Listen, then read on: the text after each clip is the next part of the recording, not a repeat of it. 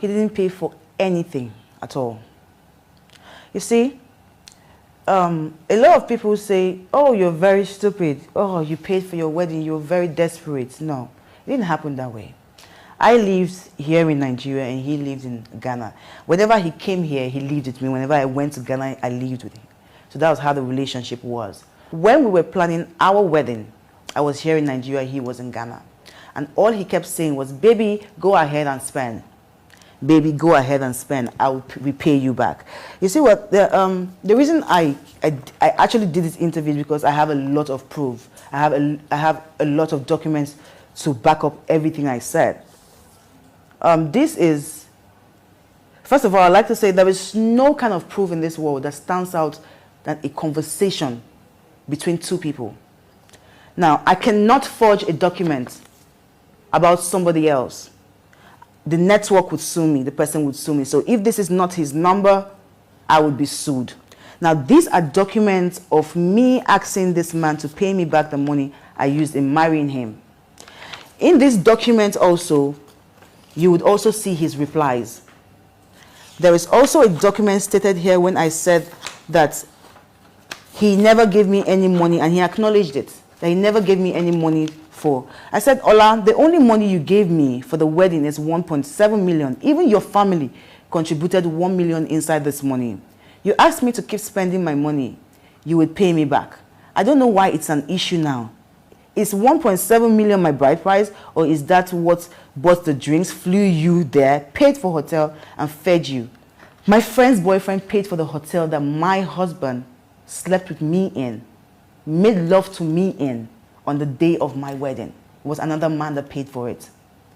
To the drinks of my wedding, I paid for it. I flew my ex-husband down from Ghana to Nigeria, to my village, to get married to me. His uncle, God bless him, he's a pastor, gave me 1 million naira through my son's father. That is the 1.7 million I was talking about. Then my son's father gave me two different money, 300,000 naira once and 400,000 naira once, which is making 700,000, which I never used that money for the wedding, because by the time it came in, I'd already spent and I've already dispatched all the money that was out. So yes, these are all the documents that shows that Olakunle Churchill was married by a woman's money. It's here. So if you say that this is not your number, Olakunle Churchill, I will prove to the world that this is your number.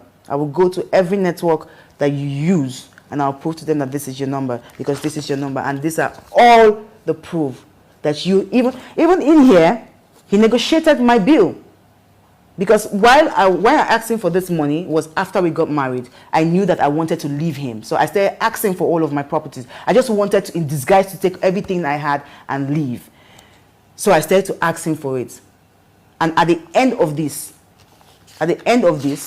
he paid me 10 million naira. That was 2016 December. That was the month I left him.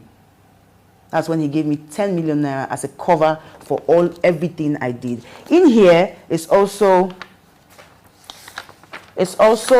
a message that he asked me that I should, that how much, she said, baby, how much have you spent so far from the introduction up to date? Give me. That's what he does sometimes. So if I ask him for my money for too much, then he will now say, oh, send me. And in the next 1 month, he doesn't send my money anymore. So these are all the proof that I paid to marry this man, and this man did not spend a dime, not even for food.